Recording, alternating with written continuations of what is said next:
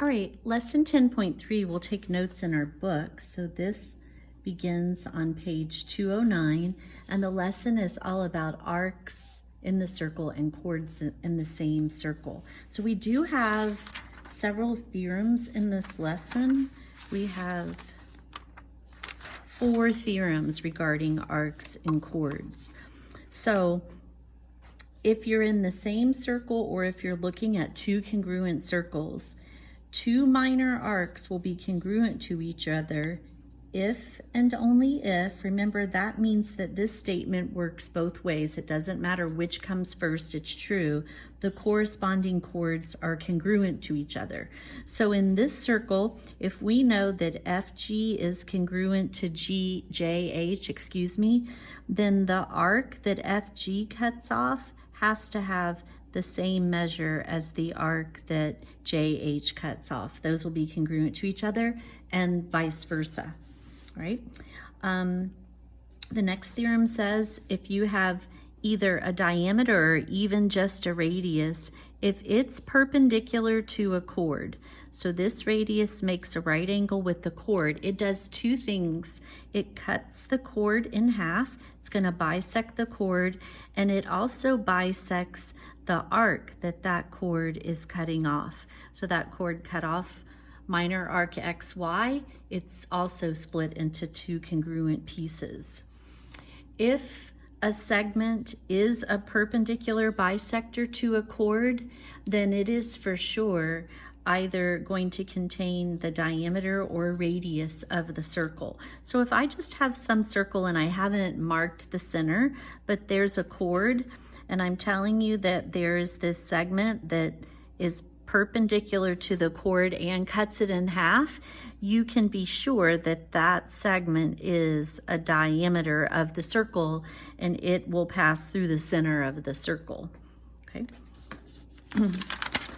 And then the final theorem, and then we'll practice these. The final theorem says if you're in the same circle or congruent circle, chords will be congruent to each other if and only if they're equidistant from the center of the circle. So if I have a circle and I tell you that this chord is 11 and this chord is also 11, and this is the center of my circle, if I want to mark or show the distance from the center to this segment, I wouldn't go like that. I would go right at it. I would make a perpendicular segment. I'm certain that that segment would have the same length as, if I do the same thing to this chord and I go right at it, that's the distance to the chord, those are going to have the same measure. The same thing is true if you have 2 chords and you know that they're both the same distance away from the center of the circle, then you know for a fact that this chord will be congruent to that one. That's what this statement says. So let's practice all of that. We're going to go through and just do the checks in this particular lesson, and then we'll do more of these together in class. So notice they tell us that segment JK is congruent to segment LM. Those are the chords in this circle and they've been marked congruent. Segment JK cuts off that minor arc and LM cuts off that minor arc. They tell us that the measure of minor arc LM is 75. We want to find the measure of JK.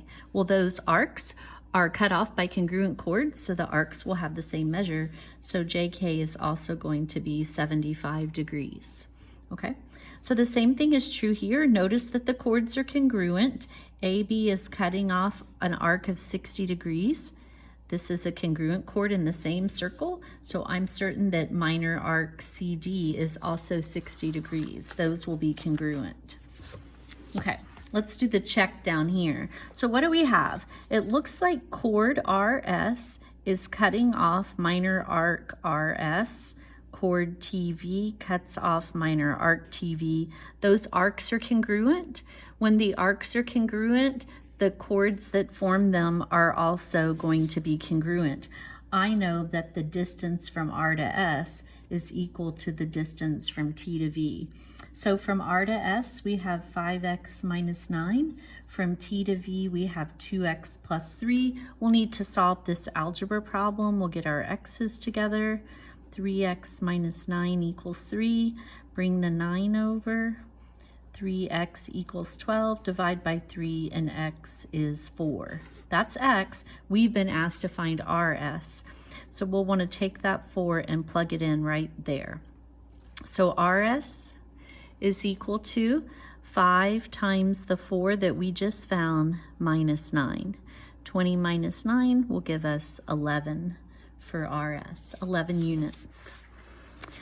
Okay, in the next check, we have either, it looks like could possibly be a major arc. We've named it with 3 points, but PQR is in fact minor. It's less than 90.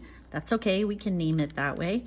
We've been asked to find the measure of minor arc PQ, just a portion of it, and then PR, which is the segment. How long is the segment, okay?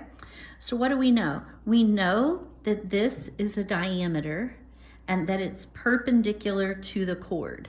When a diameter or radius is perpendicular to a chord, it does 2 things. It cuts the chord into 2 congruent parts, and it cuts the arc that chord cuts off into 2 congruent parts.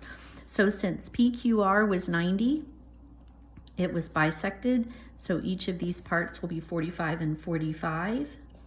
And then the chord PR was cut into 2 congruent pieces. So if T to R was 6, this is also 6. So the total length of PR, 6 plus 6, is going to be 12 units there.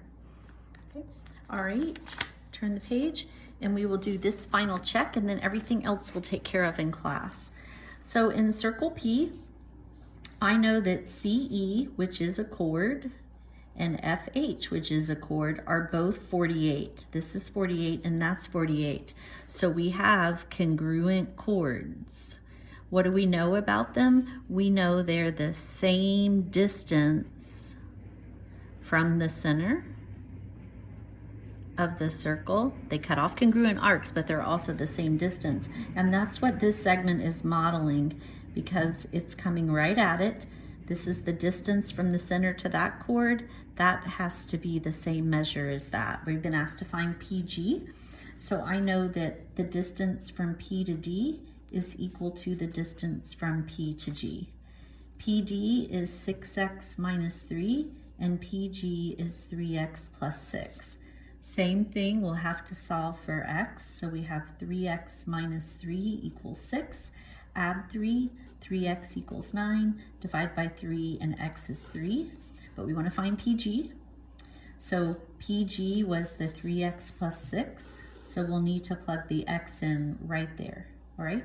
So PG is equal to 3 times what we got for x, which was 3 plus 6. 9 plus 6 is 15. So PG is 15 units, all right? So we'll continue to practice this both in our workbook in class and doing some whiteboard practice.